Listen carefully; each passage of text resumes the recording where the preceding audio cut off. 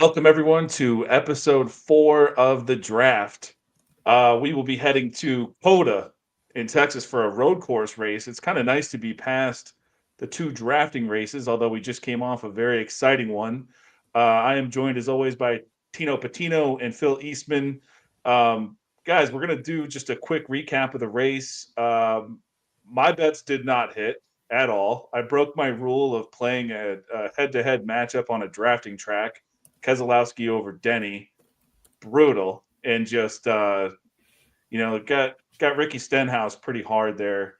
Um, how'd you guys do, Tino? I'll start with you. Did you win any bets last week? How'd the race go? No bets, unfortunately. I think I was right up in there with Blaney. I had all the Team Penske guys. I feel like we were all similar from that aspect. Cindric was there, gets taken out. Blaney was there, gets taken out. I was really excited to get the Blaney on fresh tires after I was devastated when he spun out.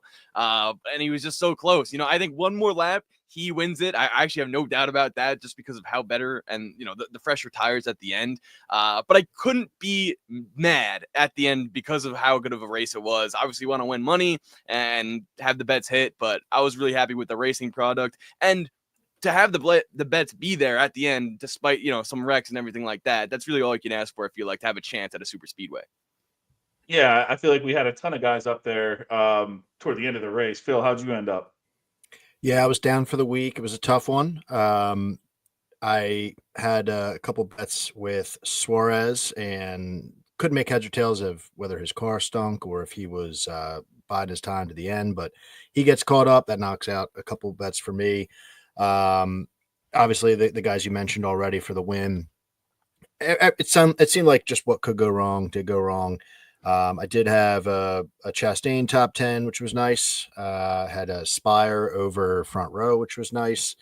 But yeah, for the most part, it was I was down about 4 units on the day. So not super speedways. I was a little cocky this year because I did well Yeah. last year this time, and super speedways got me this Yeah, I year. was I was texting with Greg and I'm just like, man, we know better. We just know better. And it didn't even matter. Especially me, like I'm out there posting the Bart Simpson thing, like I will not play matchups at Daytona. I will not play matchups at Daytona. And then so I don't. And then what do? We go to Atlanta. I'm like, oh shit, gotta play a matchup. It's like, what are we doing? A little rusty, I guess, to start the season. But you mentioned Spire. I guess we'll stick there. One run I thought was really cool was Michael McDowell. Had all those cautions, finally came back, and I think he finished top 15. But the main guy I want to talk about here is Carson Hocevar. Hocevar, very unapologetic about how aggressive he was. He had a fast car all day. My true performance scores loved him after the race.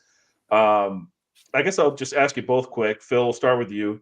What do you think of Carson Hocevar? He's super unapologetic. He's going for wins. He's aggressive. Is that a good thing? I don't mind it personally. He pisses me off when he knocks someone out of a race that I bet on or something. But I think overall, if you're just a fan of racing, I think there's been more positive outlooks on this. What do you think? Yeah, I think you kind of have to separate, two schools of thought. I mean, from a while back, obviously, I was a fan of his in the Truck Series, and I was anticipating him coming up and cheering for him. And then when he had that incident and the championship race, his last truck race, uh, that was not a good ending to his career there, and it kind of made you go, "Ooh, I don't know about that." And since he's been up, he really, last year and a couple races into this year, he's not making any friends. So from a gambling standpoint, it's a little nerve wracking because you don't want your bets to be wiped out by an aggressive driver like that. But from a just general NASCAR standpoint, I think it's great. I said on my pod this week, NASCAR needs a villain. He looks like a villain, like he's got that mug. So I can't see why NASCAR wouldn't be pumped about this. And I thought it was interesting to hear Denny's take on it too, because he was like, yeah, in one sense, it was like, absolutely, he was in the wrong. But in the other side, it's like, well, he wasn't really in the wrong. Like, you kind of have to side with Hocevar. So just the way to hear someone like Denny split on the various incidents that he got in makes you realize, like, okay, this guy's going to be he's going to be a villain here for a little while. So I think that's what they need from an entertainment standpoint, if that's what they are after. You say villain, what he reminds me of is, have you ever seen the movie Grandma's Boy? Where dude, the guy, if he just put on The like guy with the a trench big coat. leather trench coat and was just like bzz, bzz, turd nuggets, like that's how that's what he reminds me of. Like he looks like that dude. But Tino, what do you think? What do you think of Carson Hocevar? I agree with what Phil said. I would say this. I am definitely for everything that he's doing in terms of like all of the everyone like him being aggressive and him going for the win. Like that's what a race car driver should do. So I like him from that standpoint and I'm rooting for him.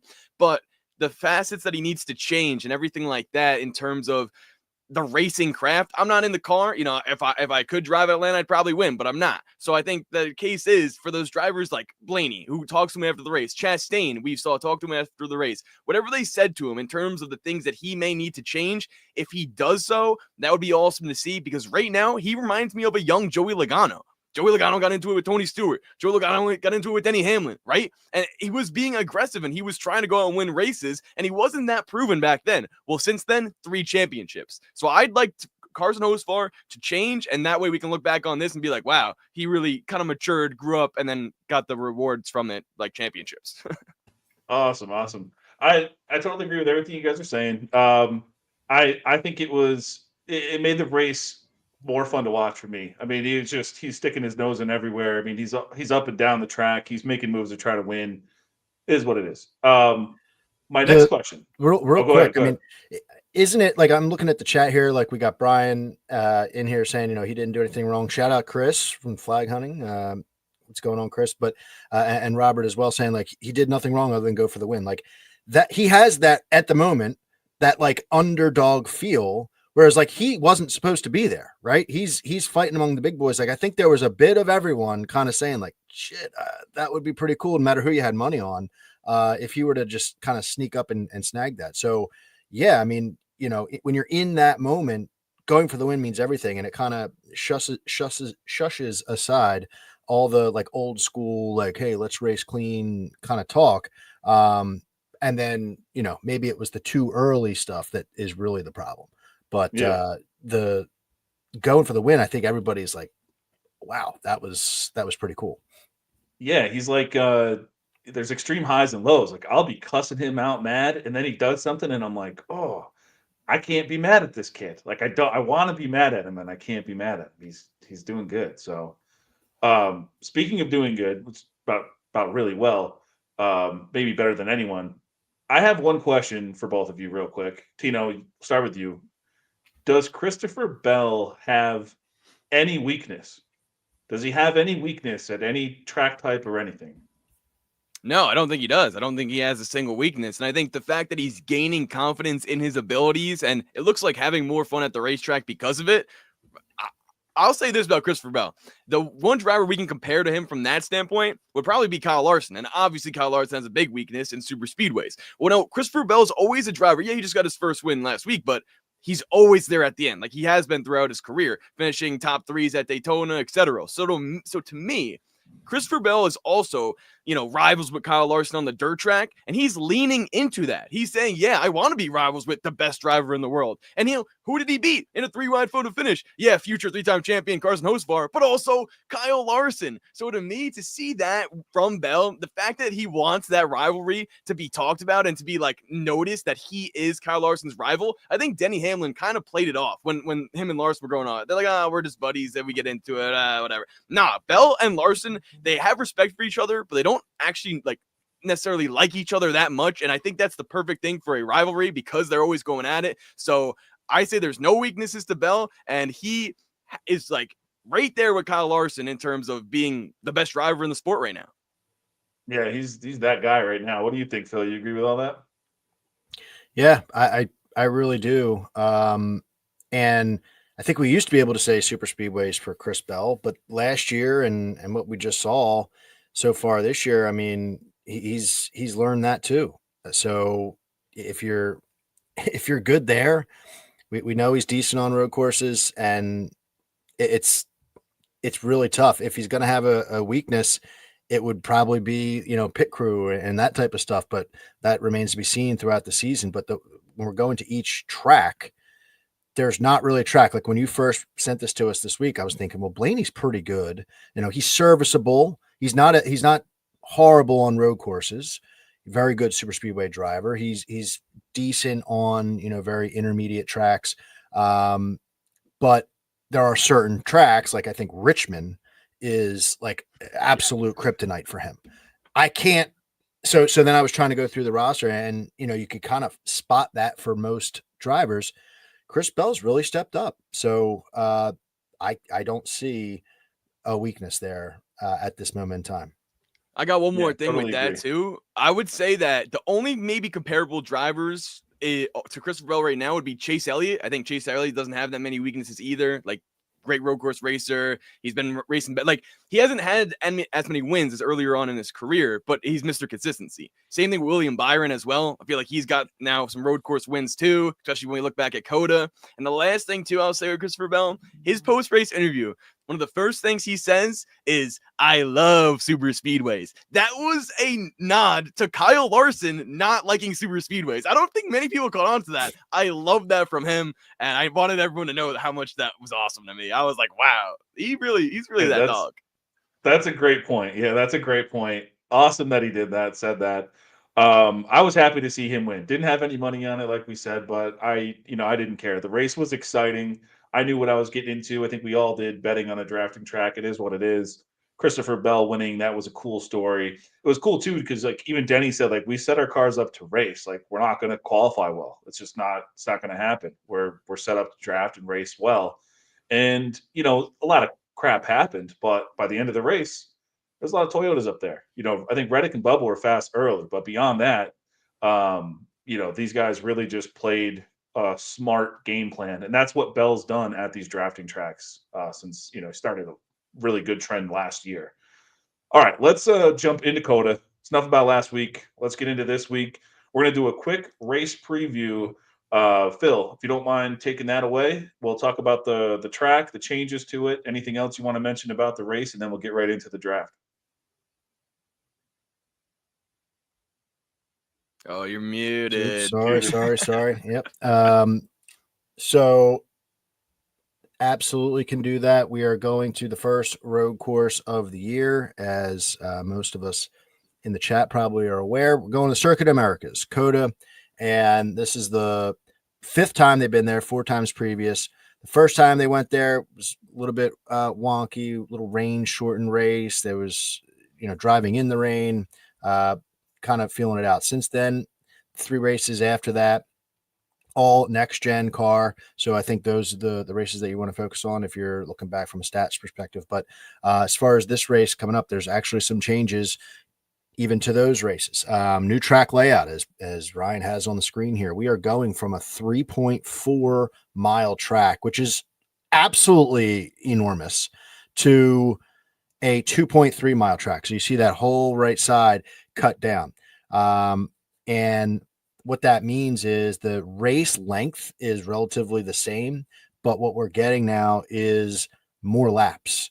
And that is something I think is worth discussing here for a quick second, like how that could impact some of the race and bets maybe. But the stage breaks we're going to see are at lap 20, then 45. So it's 20 laps, 25 laps, and then a 50 lap stretch at the end, bringing us to 95 total laps. The previous races here were 68 laps. So that's a huge difference. And it, changes things with like cautions, right? Caution laps took forever at this track. And it also, you showed that layout there a second ago. And yeah, there might have been some turns like that one elbow at the very right-hand side. Maybe that's an opportunity to try to line someone up and pass them. That little bus stop type thing there in the bottom.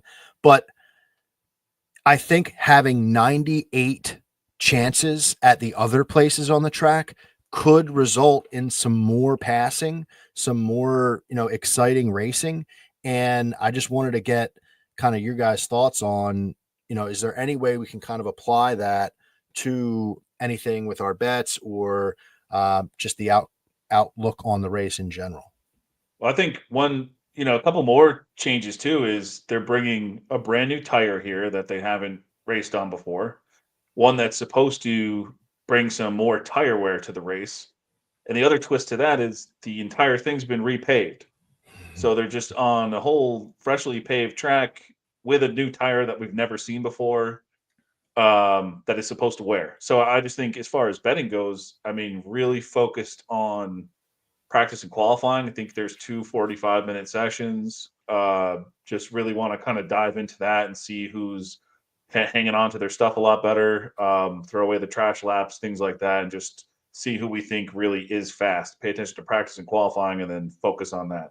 There are some bets that we'll talk about tonight that we've thrown out there already, but we haven't seen them in this layout, on this pavement, and in this tire. So I think we got to be patient. Yeah, it's pretty fair. So yeah, I mean, I think that's all I had. As far as like manufacturer trends, Chevy's won 3 of the 4 races here. Toyota won the other. Ford really hasn't been close. I think maybe Logano early on the first race, but yeah, it's been mostly Chevy. And Are the only Fords to win a road course McDowell and Busher in the Gen next 7? gen car, Yeah, I can tell you that in 1 second. But those are the 2 that come to mind. that's all that I can remember, really. Cindric has popped a couple times for like a top 10, top 5, but hasn't sealed the deal. Yeah, it's But just those 2. Busher's run on SVG last year was just so much fun to watch. Yeah. But I'm sure we'll talk about both those guys in a little bit here. So with that being said, let's just head right into the draft. One thing we're going to do tonight, thank you everyone who's tuning in right now. If anyone comments on this episode, shares the episode, retweets it, whatever, any sort of interaction, I'll put your names all into something tomorrow, just a randomizer, and give the winner, whoever it selects first, I'll just give them a free month, win the race access, hat and shirt, second and third place, dish out a hat and shirt. And I got a couple shirts you can pick from. I'll just, DM the winners tomorrow and get a hold of you somehow. But thank you very much for tuning in. The way this works, we are going to draft one driver from all the teams you see listed here. Best of a rest is, any team that's not listed, we can pick any driver from those teams. And a wild card pick can be a driver that you haven't selected yet from any team, whether it's from best of the rest or one that's on this list here. So I guess we'll get into it. Now, this is a funny way to start it, is we're going to start out with 2311 here on a road course. I think we might start this with a clean sweep. So let's just get into it. Let's go, Tino. Who's your pick for 2311 here, even though I have a great feeling I know who it is? Well, if it wasn't Tyler Reddick, I feel like you guys would have to just kick me off the show, or come to my house and check on me at least. No, it's got to be Tyler Reddick in this one. And with it being Reddick and everyone thinking that, let's head to the comments section, because Robert's asking the most important quality, like just like you guys were talking about, do we bet Tyler Reddick now because of this? We know he's someone that always kind of finds his way to help us with or at least get that closing line value that we want to see beforehand, right? And then once he qualifies on the pole, his number goes down, the price goes down a lot. And then Brian also saying, to that point, Reddick hasn't qualified worse than 5th. So what are you guys thinking about that as well? Also, we got David in here saying Reddick for the sweep. I think maybe in a matchup or something like that. But what I worry about is he's shown up to a lot of road courses fast, but he hasn't won one in a while, and so that's my worry. I want to see him kind of close another one out before I bet him to win. But I like other Toyotas too. One in particular that we'll talk about. So I mean, maybe that's the angle you go after, with Chevy being such ridiculous odds to win this race. So yeah, there's some angles there where perhaps you don't need to just take Reddick himself unless it's in a matchup or something, and you can target him another way. I like it. What do you got, Phil? Did you have any well, should I just write Tyler Reddick in for all three of us? Can we start there? Go ahead and do it. I mean, unless I Yeah. can convince you not to take him to give me an advantage, because I need to get on the board here. So, are you sure Riley Hurst isn't attractive to you here, Ryan? No, I told you before the show, I think I have some picks tonight that will make myself a little different anyways, and I'm sure you guys have one or two as well. So let's just write Tyler Reddick in here. Everybody knows about it. For anyone who's not familiar with Tyler Reddick at all, I mean, just all you have to do is just go on any NASCAR site, read who the favorite is this week, go to any odds site, anything like that. You see Tyler Reddick's name at the top of the list. We simulate the races 20,000 times on Win the Race, and he came out as a slight favorite, but still the favorite in the race. So let's move on here. Hold on. All right, go ahead. I did want to, because this was an easy one. I just did want to share the one bet that I have with Reddick, and I know that if you look on the left, we're kind of saving the biggest topic of the week for last in Trackhouse, but I'm going to get a little bit of a conversation here because Bet365 has, and I know you, my New York brethren here, don't have access to it, but we have a matchup here with Tyler Reddick versus Connor Zilic. I'm pulling it up now to see what it's moved to because I got it. It was 120, minus 120 for Reddick over Zilic. Then it moved to 130, which is what I got it at. Now it's at minus 140. Win the Race has this fair at minus 187 for Reddick. And this Zilic love by the sports books, we're going to all find out if it's real or not. But Reddick, I mean, we're seeing it in the comments. And 3 top threes, a fifth, a first, a fifth. He obviously qualifies great here. I think of all the tracks on the road courses that we have in NASCAR, I'm going to say without actually knowing for sure, like this, I believe is his best road course track. So to get him now, right, where Zilic is still the apple of the sports book's eye, if Zilic comes out and screws up qualifying or doesn't look as fast in practice, which who knows, he could be lights out like in the Truck Series race last year. But if he doesn't, and Reddick does Reddick things and qualifies top 3, that number is going to be either off the board or ridiculous. So I think that's a bet. I mean, I'm in on it, obviously. I one of my favorite bets of the week because, you know, we're going to really put one of the best drivers on road courses in the sport right now up against a guy who's never done it in the Cup Series. I'll take my chances and we'll see how it shakes out. Yeah, I don't mind that. I mean, you know, our simulations, it's tough to put Connor's data into a simulation because there is none. And especially, you know, here with the new layout and everything, I would never, if I'm picking a side, I'm picking the Reddick side. But for me personally this week, so far, and probably after practicing qualifying, unless I see it, you know, some stupid line that makes sense after practicing qualifying. But for right now, I don't have anything with or against Connor Zilic because I just am clueless. I have no idea. I kind of just want to be able to watch the race and have him not destroy me or you know, and if I would have won the bet on the other side, fine, but I also won't regret it either. I just want to kind of root for him. I think it's a cool thing for the sport and especially bringing Red Bull back and everything. So I Oh stayed yeah, away, that's but true. if I were to pick a side, I would pick the Reddick side if I had to bet one right now. I've Fair seen a lot of enough. people come in this cup car and not be able to get the hang of it real fast. SVG did. That was a, you know, he had a rocket that day, but that was a rainy, you know, a lot of crap happened in that race that he won, and he hasn't won since. So, you know, we'll see what happens. You guys ready to move on to front row, or Tino? You got anything else to add for 2311? No, I'm ready. I'm ready for some front row action. All right, cool. Let's how about you just lead it off? That was too short of one for you to lead it off there. So let's just let you lead it off with front row here. Who do you got front row? Cota. Go ahead.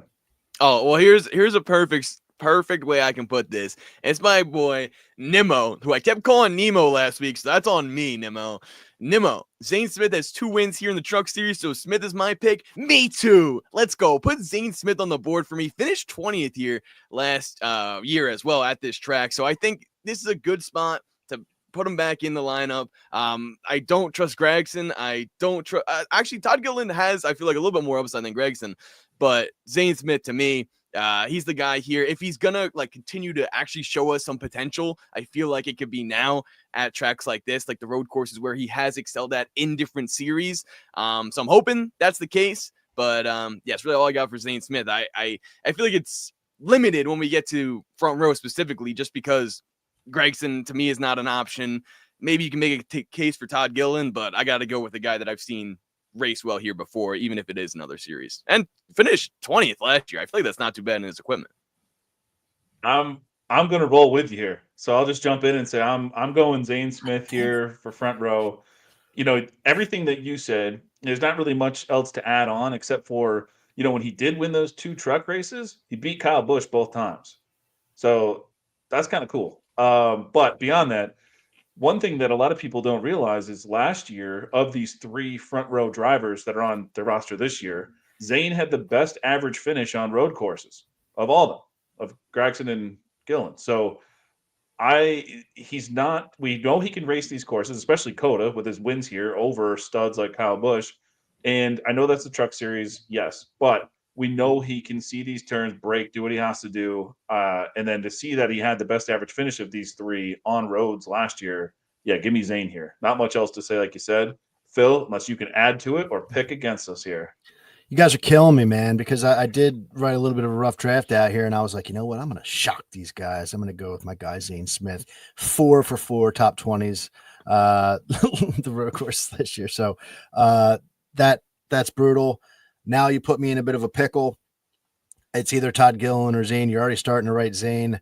Oh man, I need to make up some ground against you guys, but I'm gonna stick with Zane early because I don't want to dig myself too much of a hole. And I agree with everything you're saying. I mean, I think, if you talk about drivers circling dates on calendars, I think Zane has this one circled as a chance to really, set a goal, top 15, start to build some momentum, and that's doable. That's a reachable goal. Todd Gillen, the spectrum for him is like, top 10 or like 30th. So it's tough.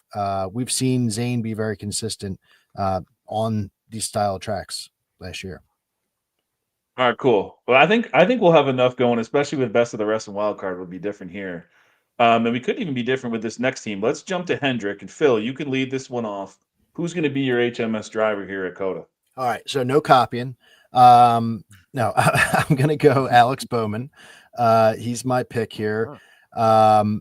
Bowman is, to me, sneaky good. And if you're the type of person who wants to try to, take someone to win the race at a longer shot early in the week, I feel like Bowman fits that billing. He was 20-1 last time I checked. Bowman, this is his best road course. 3 races, the next gen era. He's got a second, a third, and a fourth. Best average finish in NASCAR. He's someone that, I don't know, you come to this track and he just kind of steps to the plate. Average speed ranking on all the true road courses last year, he's 9th in that category. But this was the better of the 3 between Sonoma and Watkins Glen. It was, this by a mile. So you're looking at his teammates here. I'm going to hear what you guys have to say. I'm interested to hear who you choose. Obviously, Byron has a victory at this track and a couple poles. He starts well, but Bowman is someone that I think is sneaky, and a top 5, I'll take it. I need it. So lock me in for Bowman. Awesome. Can't argue against any of that there. Tino, HMS, Cota, who you got? Well, Phil's breakdown was so good. He did sell me on a potential outright winner bet for Bowman, but I'm not going to take his pick. I'm going to go with, this one was a toss-up between me. I didn't honestly, I'll be honest, full transparency, I wasn't considering Bowman when I was looking at Chase Elliott or William Byron as my first 2 picks. I think Byron had such a great run here last year, best, speed ranking in terms of green flag laps, everything like that, that we saw. But I can see them, and I want to know what you guys think in the comments. I also feel like Ryan might have mentioned this too, or at least I saw some stuff on X, people talking about it.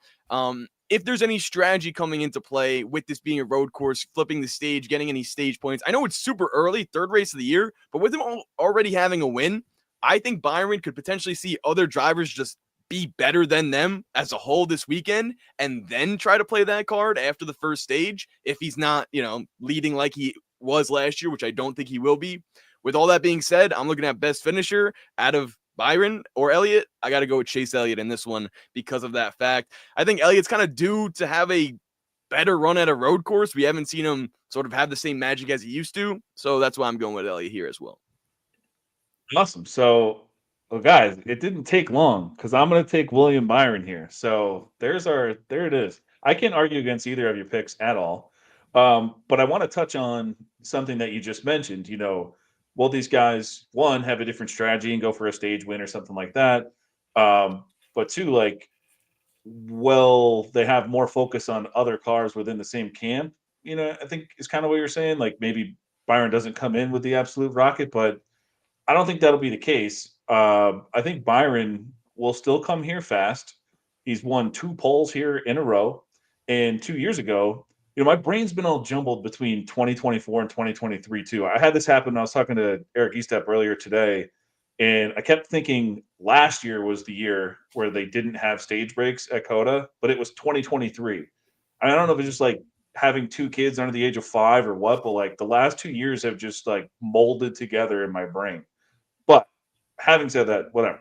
The In 2023, he did race for the stage win in stage 1 and he got it and still finished 5th.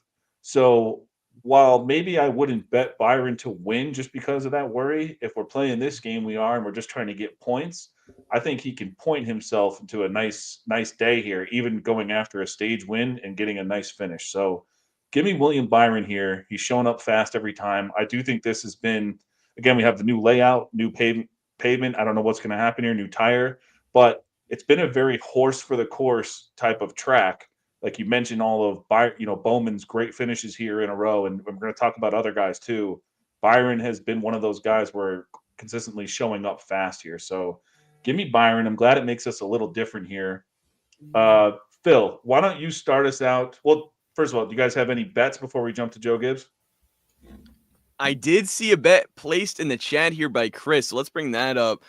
He's talking about Alex Bowman top 5 at plus 325 at bet 365. Phil, you're the Bowman guy. What do you think about that? Is that something that you'd place down personally, or have any thoughts about that or any insight? Well, I can tell you, I love the aggressiveness for the top 5, and clearly, that's 100% hit rate in the next gen car here. So it makes a lot of sense. And again, the books are kind of sleeping on him right now. I am more conservative. I pulled it back to a top 10 to give my boy a little bit of a slippage there, and saw that at plus money on Bet365, plus 100. Ryan, shouted out Fanatics to you and I earlier, Tino, and they had a better number there for him. So shopping a top 10, it's even better for me if plus money, like I said, 100% hit rate for a top 5. So top 10, again, feels like a bit of a steal for us. All right, so here's what we're gonna do. Because I have already bet Alex Bowman's top 5. So I'm just gonna go ahead and put my wild card in here. Oh, okay. Whoa. All right. So Early wild card. Alex Bowman wild card comes into play here. So I knew that one I was kind of saving. I thought that might shock you guys, but since we're all talking about it in bets that we've placed, I didn't mind taking Bowman at some of the lines that were 20 or above earlier for a win.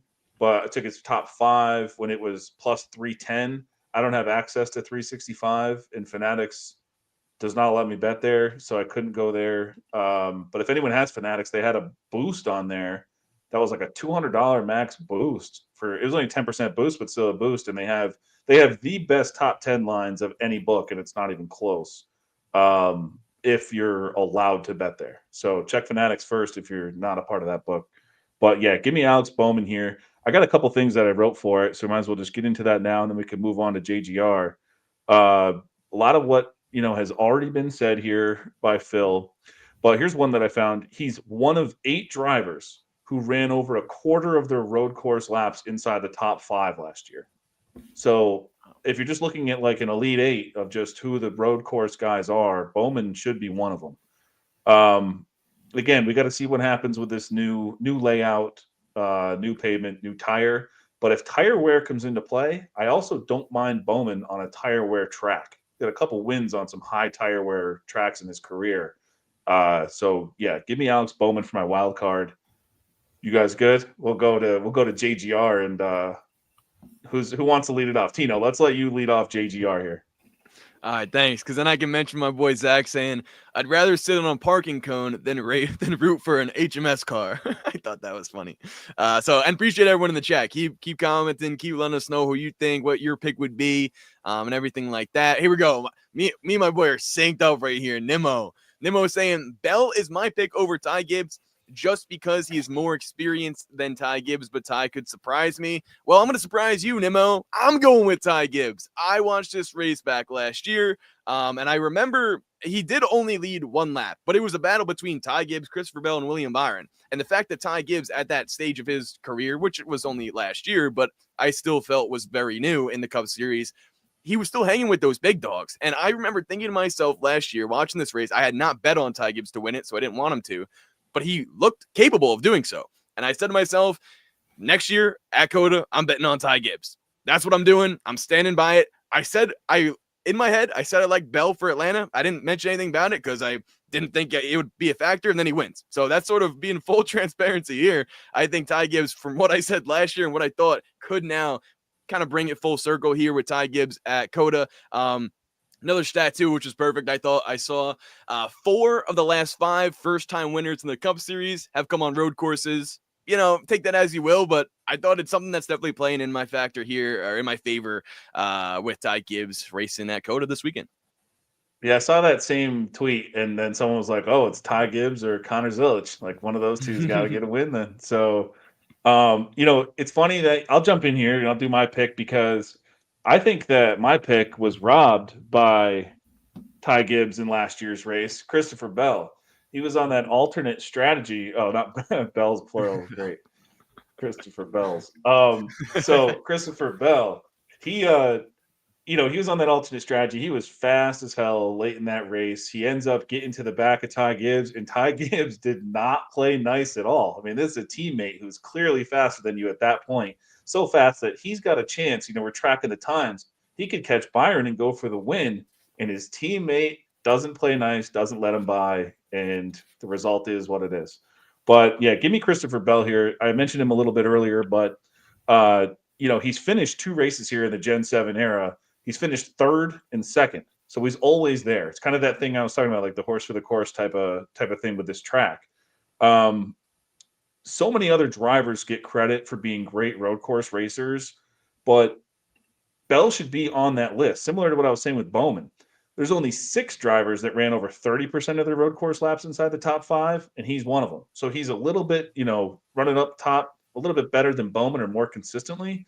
When you look at all the road courses from last year. But Bell is one of those elite guys now, and we talked about it. He doesn't really have a weakness. He's great at Cota. If there's tire wear, I'm not worried about him. So, yeah, give me Christopher Bell here. Phil, who do you got for JGR? Yeah, I'm going Christopher Bell as well. I mentioned on my podcast this week, I had flashbacks to, I had Chevy outright last year, and I was cheering for Ty Gibbs to hold up his teammate. That saved me. Bell was so good. And so I won't add that much to it. I mean, I think what we're talking about Gibbs, talking about Bell, talking about Reddick, I think that's all reason why I was in on the manufacturer pick for Toyota this week, just because Chevy's way too short. If you're looking for an alternative, there it is. These guys are capable. And then the other bet that I'll throw out there, Christopher Bell, as an underdog on DraftKings versus, you guys might not like it because I saw some names in the chat throwing this guy out there, but Kyle Larson. I like Bell over Larson this week, and he's an underdog, -105. Bell is better. What book is that? DraftKings. Bell is better than Larson in every metric that I'm looking at. Every metric. And, I won't waste our time going through every single one, but if you throw something out there, with the exception of a big one, road course wins in next gen car. Larson has 3, Bell has 1, I believe, but that's it. Like general statistics, average finish, driver rating, head-to-head matchups, like it's Christopher Bell, and Bell has just been getting stronger and stronger and stronger as a race car driver and on road courses. So Christopher Bell is an underdog. Give that a look as well. Yeah, Larson's raced 3 Gen 7 races here, finished them all, and never better than 14th. Exactly. No top 10s at this racetrack, whereas Christopher Bell has 2 top 5s, almost a win last year, and one where he got wrecked out, finished 31st. I don't know what happened there. Yeah, I'm glad you mentioned that one because hopefully that's still there when we're done with this show. That's all I got to say about that. So, yes. Okay. Yeah. had to pause the show or something. Yeah, All right, so go get it now. let's go to Penske. So Penske, I'll start it out here. I've been talking about guys who just show up, ready to rip it at Cota, and that to me is only one of the Penske guys, and that's Austin Cindric. So I'm going to take Austin Cindric here for my pick, and man, I got fat fingers. So he has never qualified outside the top 11 in 4 Cota races. And in the Gen 7 races, he's finished 8th and 6th the last 2 years. Or 8th? Is it 8th and 6th? I'll double check that. But either way, Last never year was qualified 18 outside the top 11. Oh, yeah. So 23, 8th, and 2. 20, Yeah, 22, 8th, 23, 6th, 24, 18th. that's right. In our 20,000 race simulations, we have him minus 101 over Blaney and minus 127 versus Logano. So the slight edge there when we sim everything out, I got to trust that. And if we look at their average finish on roads last year, Cindric beat both his Penske teammates. So he, I think, is clearly the best road course driver as of right now in the Penske camp. It always feels weird taking Cindric over, his freaking champion teammates that all they do is win champions lately in this car. They're the only ones who've won championships in the Gen 7 car. But I got to take Austin Cindric here and maybe at Gateway over his teammates, and that's it. So give me Austin Cindric here. We'll go Tino. Tino, what do you got here? So I agree with everything like that. One other thing I was looking at, you mentioned it in terms of his average finishes. He's the best in terms, or 5th best in terms of average finishes on road courses with the next gen car. It's a 12.82, right up there, tied with Bell actually for 4th. So we could say that. And then the 3 other guys ahead of him are Reddick, Elliott, Buescher. So when it comes to road courses in the next gen era, Austin Cindric is the guy.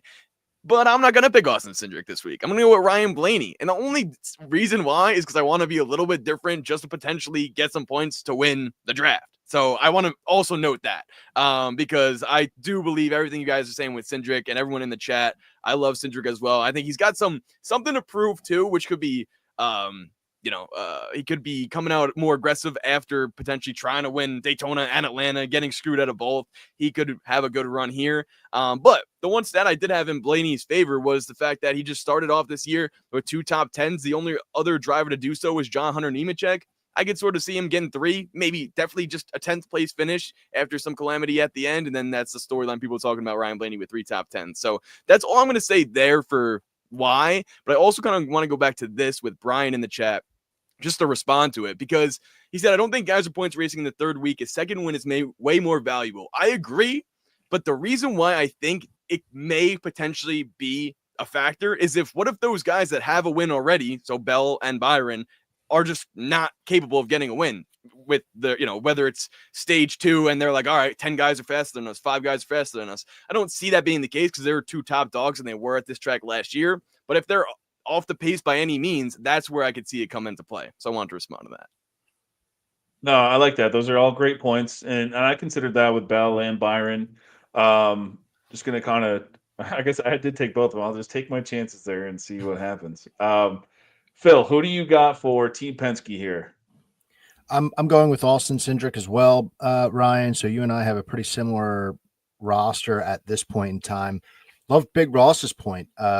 He was good at Cota in the rain, and if that comes into play, it's an even bigger feather in the cap here for the 2 car. We don't have to get back into the stats. You did a good job breaking him down. I'll say this from a non-statistical standpoint, just like the human element to it.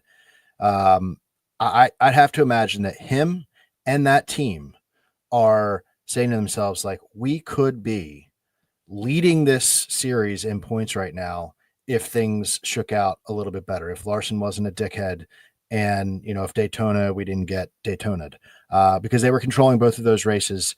And, his season is really made up of the super speedways and road courses and, a shot in the dark type of track like Gateway. So Cindric, I would think, has to be confident, but also like locking in to be like, we need to perform well here. And the other bet that I'll throw out there, I was looking at the top Ford market, and I expected to see Cindric at the top of that. Buescher was, and I'm sure we're going to be talking about him in just a second. You could pretty much pencil me in for him. To see 3-1 for Austin Cindric, I took that because he is definitely, Ryan Blaney could be there. And he has won top Ford at this track in the past, but Cindric was right behind him, like 2 spots back. Cindric won top Ford a couple races ago. 3-1 at this point in time with the momentum that they have and a little bit of rain. Like Big Ross pointed out, I think a lot of things turn up for Austin Cindric this weekend. Nice. I totally agree with all that. You had mentioned, do we have any Penske bets? Tino, you got anything? You betting on these guys at all this weekend? The only thing I could consider would be Austin Cindric top 10. That's a plus 145 on FanDuel specifically. But aside from that, no other bets that I'm really thinking That's not bad. That's one I'm going to look into. I did get to place the bell bet. I got that while we were Oh, on. nice. While you were on there, yeah. So we got that going. So let's just lead, Phil. Why don't you lead right into it then? And Tino, I'll ask you quick because I know I'm going to put Chris Buescher in here for myself. Are you going Chris Buescher as well, or are you going to shock the world here? No, I shocked the world with Blaney. I feel like I gotta stay true and calm with Buescher here for sure. All right, let's see what Phil's got on Buescher, and then if we have anything to add, we can add to it. Yeah, I'll lay the groundwork here, and I know Nimmo just said it's the easiest pick, and it's honestly less about who's on his team and more about the fact that we're going to a road course too. Like he lays out the rest of the teammates there, but Chris Buescher is one of the top drivers, if not the top drivers, when we go to road courses. Like sneaky as he is, when you're looking at the book, he doesn't really show up that way, but he is that guy. You're looking at the next gen era. I've got 12 of 15 races. I guess this is excluding the Chicago race. 12 of 15 top 10s. There was a streak that he had. It was like 10 straight top 10 finishes. So it was almost like automatic bet. This is a racetrack where 3 races ago he was 21st. And then I guess that kind of road course magic really started to kick in. He's got back-to-back 8th place finishes at this track. Just truly, next gen average finish, he's first. And he's in the top 10 for other stats like speed rating, average finish, driver rating at Cota specifically. So, yeah, I mean, he's the pick. He's very below the radar, I guess. And I think it's just because Ford in general, I mean, their manufacturer bet is 7-1 for Ford. And I think that's because if you're looking at it, there's 2 guys that could really win the race. One of them is Chris Buescher. The other one's Austin Cindric. Blaney, I think his ceiling is a 5th place finish. So I think it's really just those 2 guys, and that's why they're so long. But one of them is Buescher. He has the capability of doing it. It's just you mentioned the phrase that I've heard a couple times recently, the horse for the course, Ryan. I like that phrase. I don't think this is this horse's course. I think he's just going to go out and run his type of race and finish, anywhere from 5th to 10th. But it's good enough to win this for this team, RFK. Yeah, I think. Am I cutting out, or you guys got me good? We got you. Okay. It cut out a little bit there. I didn't know if it was me or you. But yeah, I totally agree with everything you said about Buescher. One thing I'll mention is for the betting, he's never qualified better than 20th at Cota. So you could kind of wait and see if he qualifies poorly again. And he's just one of those guys where it's like, we don't care where he qualifies. He normally comes up through the field and top 10s on these road courses. So that's just something to keep an eye on. DFS you got anything? Play, right? What? That would DFS? be a good. Yeah. I'm not a DFS guy, but I try to take my cues from guys like you, and that sounds to me like a recipe for success there. Dude, he's the best DFS guy for road courses, especially at Cota. Qualifying 20th or back with 2 8th place finishes in a row. What a stud! So, Tino, you got anything to add there, or you want to lead us right into Spire? I'll add. The only thing I'll say is I want to say the exact numbers of his qualifying positions, because when I pulled up his stats just now, insane. I feel like we're talking for the last 4 races. First one, 28th, finishes 13th, 22nd, 21st. Phil talked about that, but 32nd then all the way to 8th, and then 20th to 8th as well. I mean, that's insane to me. The fact that they just can't qualify and he still runs through the field. The guy from Prosper, Texas, says go fast. Troy mentioned. Yeah, and then you guys mentioned it too. He has the best average finish on road courses. I feel like for a top 10, I'll mention this for a bet. And I think also you said it too. I'm glad you did, because when we're looking at the qualifying stats too, this is something I'm going to wait on. But just to see it right now, plus 100 on DraftKings for a top 10. That's something I want to bite on now, but I'm definitely going to take my chances after looking at all those qualifying stats. Yeah, I'm really glad you brought up what you did too about, coming up through the field, because if you guys don't mind, I'll just go right into my Spire pick, because I kind of Yeah. have something written about that for this driver. So for my Spire pick, and I pick him every single week, but I'll go with Michael McDowell. And this might seem like an obvious pick, as he's, been good on road courses in the Gen 7 car, but um at Cota, he's similar to Busher in that he never really qualifies well. He started in some of these races 23rd, finished 7th, 27th, finished 13th, 20th, finished 12th. So he's always coming up through the field. One thing that's interesting is he switches to Chevy, who have, HMS engines. They won 4 of the 5 road course races last year. Chevy's like, minus 220 or whatever it is to win this race for good reason. And I think McDowell's like could be a part of that equation.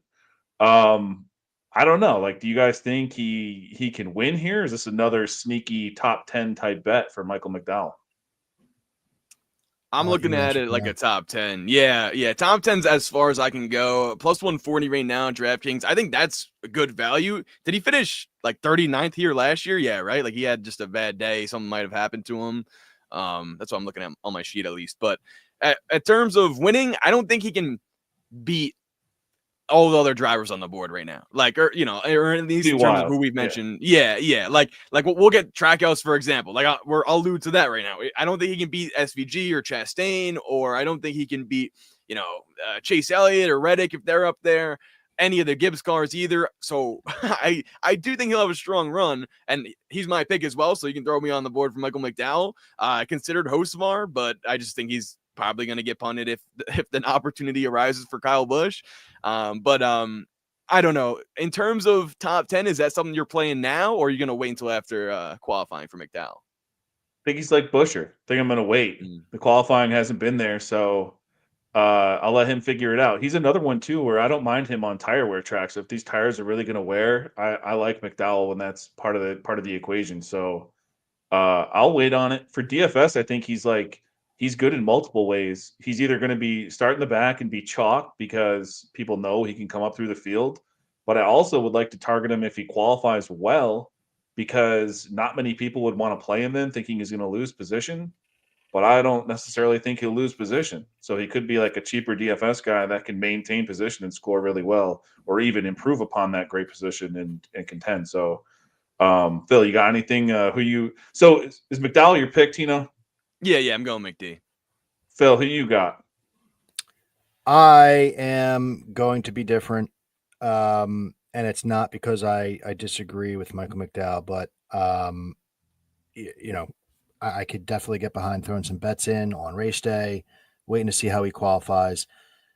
I'll just speak quickly to that real quick. Like I need a little bit of wait and see with this manufacturer shift. I understand, Chris called out McDowell's keeping his crew chief. That's great. But I think he did so well off the truck with his Ford last year on all types of tracks. He had, 6 poles. But I just want to give like a quick little microcosm, right? McDowell is also very good on super speedways historically, right? And we've been to 2 already, and, got like a 10th and a 13th. Like it's not like he was lighting anybody's hair on fire at those 2 tracks. And but that was Ford.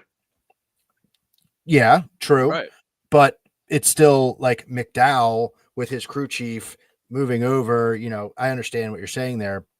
Ford being a little bit more strong on super speedways compared to the road courses. But if you're saying like, hey, he's good on super speedways, he's good on road courses, I need a little bit more of a wait and see. If you look at Carson Hocevar, head to head last year, I don't know where they were at. I'm not considering Chicago in a lot of these metrics, but head to head last year when McDowell was in his comfy Ford, they were 2-2 head to head against each other. And Carson, had a rough finish at Cota, but that was his worst finish all year long. If I have that correct, he had a 22nd place finish here at Cota, then 17th at Sonoma, improving, third place finish at Watkins Glen, and then a 12th at the Roval. So Hocevar is not out of the question here. Like, McDowell is not just going to run away with this team in this draft. I think Hocevar, his biggest enemy is going to be himself and the guys that he's pissed off last week. I can't imagine they're going to retaliate in any way, because I don't think he did anything like that egregious other than just like being a bully. So I don't think it's like dump worthy, in one of these turns, but we'll see. I got That's a the one funky thing that could stat hurt for you. you. Go So ahead. I thought about Hocevar. Didn't mean to cut you off, but I got a stat that backs up your Hocevar pick here.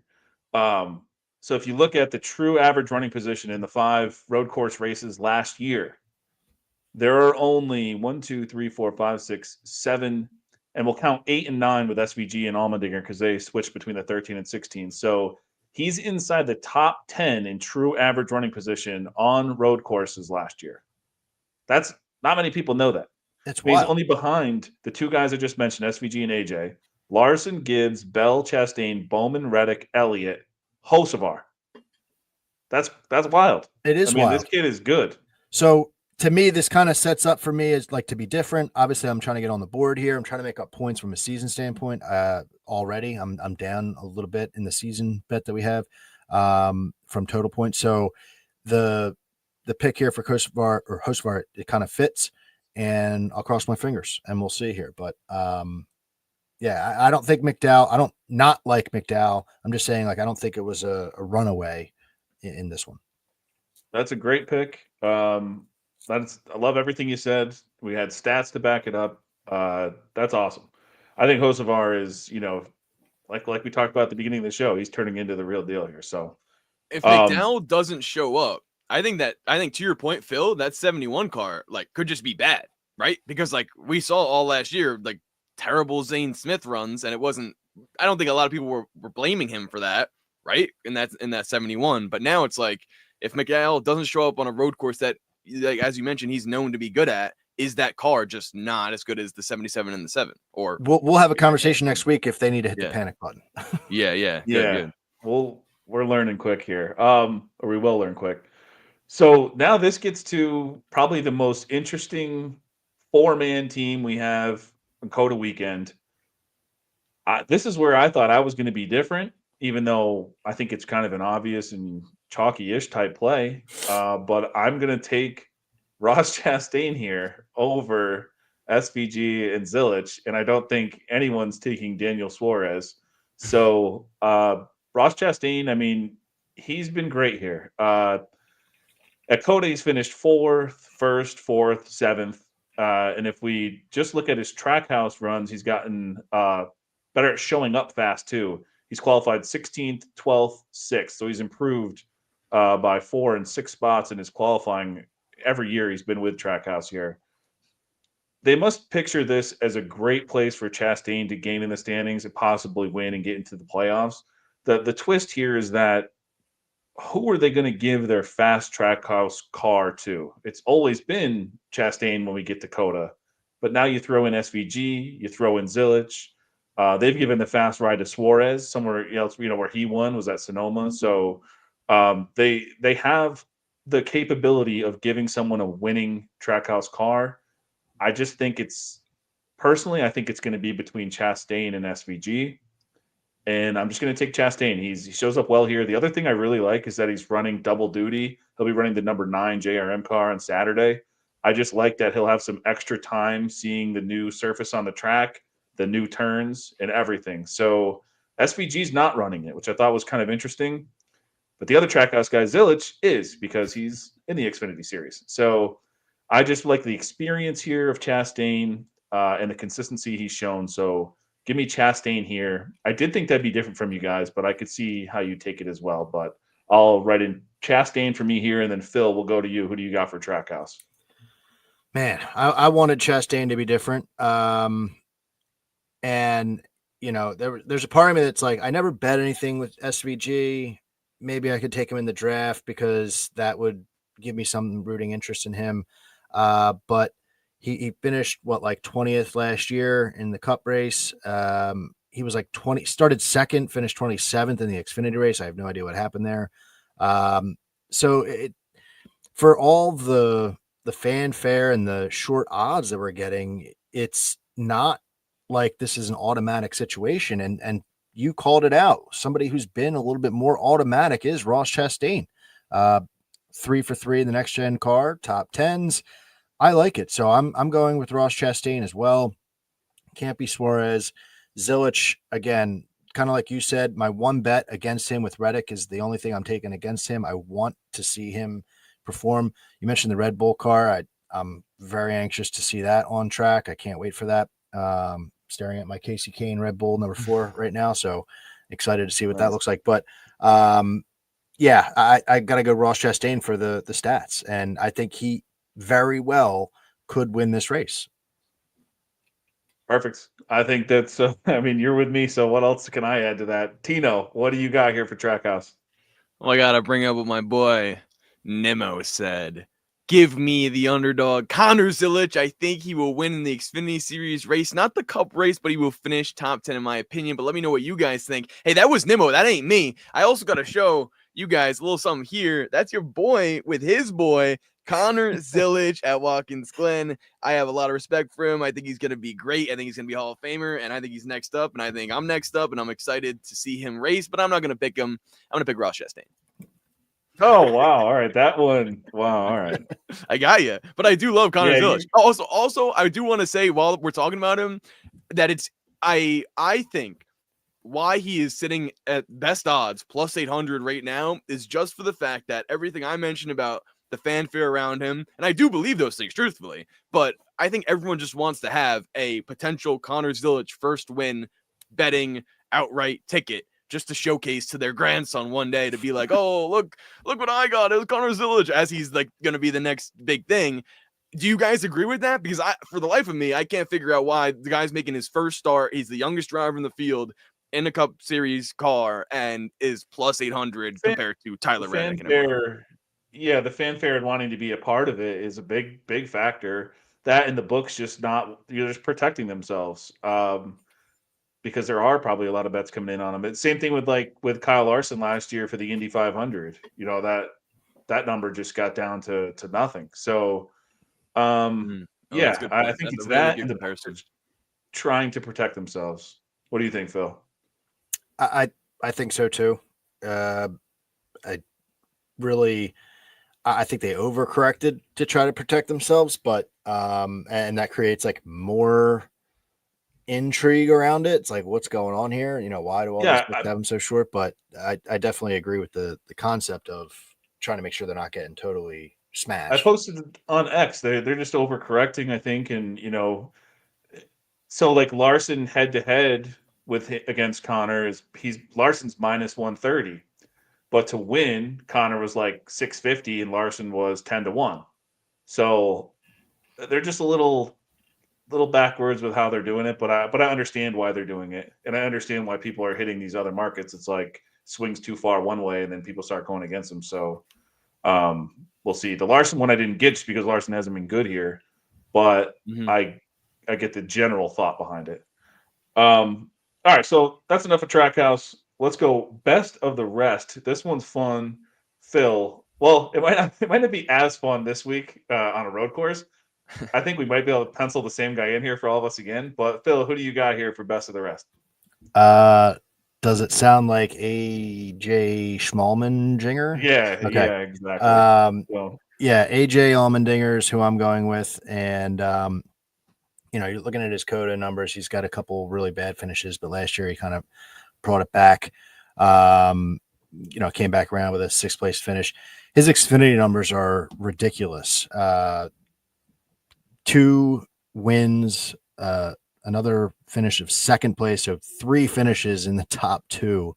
and then a 10th place last year in Xfinity. I know it's apples to oranges, but that's the type of stuff that I want to see when, you don't have a ton of data. Like he was spending some time down there. I want to see that domination and feel a bit more comfortable. I wasn't sure how to play him from a betting standpoint yet. I was going to see how he looked in practice, because he's like the guy in fantasy football for me, where like, I put him in and he gets 2 carries with 2 yards, and I put him on my bench and he scores 4 touchdowns. So I'm holding off on a betting standpoint. For the draft, I wanted AJ. I think, one thing to mention here, kind of the opposite of Trackhouse, you don't know like how many of those cars are going to focus on Pollock now. I mean, they're not coming to this track to focus on Ty Dillon's car.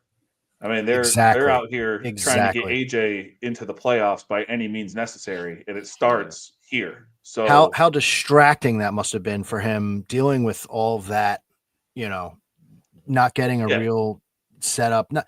Who knows what really goes on behind the scenes, but they're only human, and that's the human element to it. So I agree wholeheartedly with just that. the general distraction mentally of having SVG out there on the same team and everything, driving his number.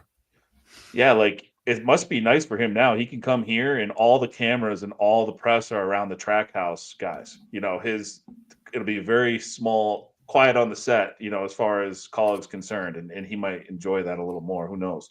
But Tino, can we pencil you in for AJ here as well? You can. Tino 3 for a reason. 3 AJ Allmendingers and Big Ross with us too, saying Colleagues getting the better engines this year. No, completely agree. Brian also saying SVG leaving Colleague is huge for the Dinger. He beat SVG while in the 13 last year too. Yeah, that's exactly what we're saying too. And that 13 car is like a random car, like that just showed up just so AJ could race. 100%. That was a definitely pivotal moment. I do want to go back before we close things out here, because I think it was Go Fast Troy. Yeah, Go Fast Troy threw in a good comment saying, would you guys make for Connor Zilic to win in terms of his odds? I was immediately thinking, like looking on the board here, Ty Gibbs is 18-1, Bowman is 20-1. I would throw Connor Zilic 19-1, 20-1. Like in that range, I think that's where he deserves to be because of his experience in the field. Do you guys agree, Phil? I heard you say yes. What about you, Ryan? Yeah, it's good to look at it through that lens of who could you compare him to? He'd come in and immediately race like them. And I think that's a pretty decent range right there. 20-ish to 1 guys. I think you could throw them right in there. Like Alex Bowman is 20-1 and has finished top 5 here every freaking time he comes here. So it's like maybe 20-1 is like our Sims would give Zilic less than 21 or 20-1% chance. I think we're around like 28 or something. But again, that's data that we don't have. We're doing our best with what we think we can put in there for him. So, Question. I don't know, around that range. I know we're a little over the hour that we want to try to keep it to, but if the books didn't put such a spotlight on it by trying to overcorrect and making him the second favorite and put him at 20-1, do you think the gambling community would be smashing that number and making a big deal of it? Or is it like a toddler? Like, people are only talking about it because, like, that kid has the toy that I want, but if he didn't have it, I wouldn't want it, kind of thing. Like, do you think people would be smashing 20-1? I do. I think there's enough hype on it where people would. So that's, I think, part of the protection that they're doing now is like, see how bad they want to still smash it and be a part of it. And then if it does happen, they're not paying out as much. I would. Okay. I would take it. So, okay. 100%. Yeah, honestly, at 20-1, I kind of want to be a part of that. Like, it's just fun. If you're a casual bettor, like our model's not going to say take it, but if I'm just sitting here and I'm having a couple beers watching the race, like that might be more fun if I'm watching qualifying and I got a Connor 20-1 ticket. Some people are holding 100-1s because MGM made a mistake and fat fingered. It's probably supposed to open at 10-1 and just put an extra 0 on there. So they took that clean off immediately once people smashed that. And then when they reopened the odds with everyone except Connor Zilic. They didn't know what to do so much that they reopened all the odds and didn't even include him in the odds because they just had no clue what they wanted to do here. So it's a very interesting situation. It'll make it a lot of fun. I think it'll bring a lot of new eyes to the sport. Maybe we'll gain some fans here. We'll see. I think he races everything. So Like Yeah. that's why I think he has a lot. Like he's very young and obviously not as experienced as these Cup guys in a Cup car, etc. But like he's raced IMSA, different sort of cars and won there too. I think that's the thing that I'm super excited to see how he does, because like, does that translate into a Cup car? You know what I mean? Like, does that overall racing experience at these road courses bring him what 2 to 3 to 5 years of experience looks like in a Cup car? No one knows, until Sunday. Yeah, it's gonna be awesome. Tino, let's stick with you and jump to the wild card round here. I already got my pick in with Alex Bowman. We talked about him plenty earlier.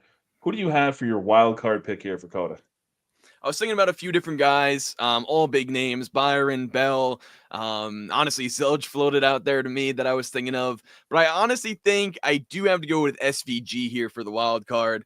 I agree with everything you guys said in terms of why Ross Chastain is the pick over SVG in this instance from Trackhouse, but when I put those two together, I don't know. I think I want to see them race like each other. I want to see who wins in a one-on-one battle. And I have a little bit of hesitation thinking Ross Chastain. I know he's totally better at this track, but SVG being in that new car and the fact that hopefully, like we're saying, maybe they give him a better car because Ross can win other places. Maybe this is SVG's one shot. Definitely not, because we have 6 road courses.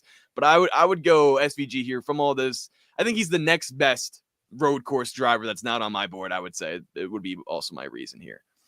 Yeah, that's awesome. I mean, like you said, it's an obvious one, but it's one I was between Bowman and him. I was trying to be a little different, so I went with Bowman there, and then of course, Phil's got to take Bowman up there for Hendricks. So, Phil, who do you don't even tell me you have William Byron right here for your wild card. Who's your wild card pick here? So I'm staring at Byron. I'm staring at Elliott. I'm staring at Ty Gibbs. Nervous that one of those it's not super speedway. Put it in. Talladega. I'm nervous that one of those guys could win this race, but I saw a name thrown out there in the chat. I think it was Nemo posted a little while back. And I'm going with someone completely different. So this could make or break my draft, but Kyle Busch. Kyle Busch, he's got 3 top 10s here in 4 starts. He was in line to win that first race with a little bit of rain before I think it was like a bad caution or something screwed him in that race. He ends up finishing 10th, fought back for a top 10. Something interesting for Kyle, since, when he was with Toyota, he has 2 races with Toyota, 2 races with Chevy in RCR. When he was with Toyota, he finished worse both times than he started. And with Chevy, he has finished the race 7 spots better than he qualified. And so that's what I want to see. We saw him taking over this 8 car for Tyler Reddick that he did so well in these types of races. Kyle Busch finished 2nd here a couple years back, finished 9th here last year after qualifying 16th. So yeah, I mean, he's finished every single lap on this racetrack. That's, probably not as big a deal as it was the last couple of weeks, but Kyle Busch, sneaky. He's another Chevy that's kind of just like floating out on his own. So I'm going 2 best of rests to end it here. And I'll be totally different here with Kyle Busch. I love that. I didn't know if someone was going to be different and do that for the best of the rest. So, awesome pick there. For those who aren't familiar with the format, it'll look like this afterwards. I took it down last week. I'll post this on X once we have the final results. We use the real official NASCAR scoring, and then I'll post everything. We make a donation. Win the race, we'll donate to a charity every week. Whoever wins picks that charity. The first week was the Wounded Warrior Project, picked by Tino. This week, when I was actually driving home from Massachusetts, I heard Joey Logano talking about the Joey Logano Foundation, which reminded me of that foundation. So it was a pretty good ad spot they did during the Xfinity race. I thought him and Brad were awesome on that broadcast too. It might have been the truck race, whatever one they were on that was on the. And I think it was the truck race that was on when I was in the car. So I had that on the radio. I was listening to him. If you just put like YouTube TV or whatever, just plays through the speakers, which is kind of nice. So I was listening to that. This week's donation was the Joey Logano Foundation. I think that's it, guys. I mean, we went a little over the hour. I'm sorry it went a little long here. Thank you to all our partners, Nuke the House, Keg and Coop. They're doing shows on Tuesdays and Thursdays, NASCAR shows, Grid Rival. Use the code WINTHERACE, get up to $100 back in your first deposit. Out of the groove. I talked with Eric this morning, talking to him, almost every week now about the upcoming race. We have a lot of fun going over some stats. Daily Downforce, Greg Mathern of Win the Race posts his best bet article there every week.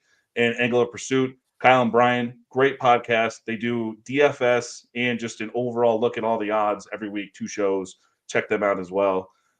Tino, Phil, you got any last words here? Phil, where can they find you? Yeah, you can find my podcast at Spotify, Apple, wherever. Full Tank with Phil is the name of it for Cup Series talk. And find me at Full Tank Phil, Instagram and X. The chat was awesome. Love seeing some folks haven't talked to in a while in here tonight. So really awesome. And thank you for joining us, and great job, Ryan, hosting yet again. Thank you, sir. And Tino, where can they find you? Find me at Tino, PATTIGNO, across all social media platforms. My own show coming out tomorrow. Basically talking about the same stuff, a little more concise. If you want to see who I'm betting on to win outright, too, got to fill that card out. I have so many more ideas than I had going into tonight, so you guys did a good job of selling me on that as well. SiriusXM NASCAR Radio, doing some segments, maybe doing a little bit more things for them as well, so stay tuned for that. That'll be super cool. And then I got to shout out the chat, like Phil said. Chat was on fire tonight. Appreciate everyone. Go Fast Troy. Eric's in here saying hi, Ryan, last minute.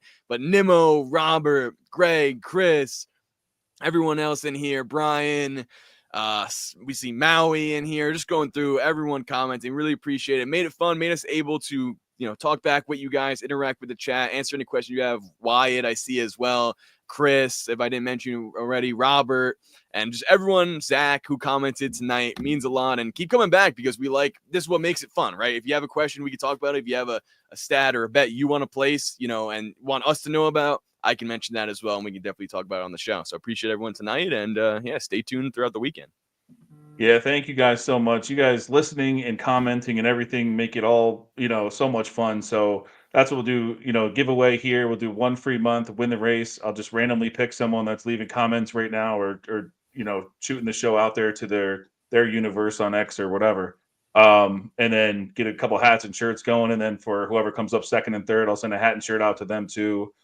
Just try to make it fun, keep it live. I appreciate you guys, keeping it fun here. You can find me at wintherace.info and all the stats we talked about all night long. So thank you guys so much for tuning in to episode 4 of The Draft. Good luck this weekend at Cota. We'll see you on the other side.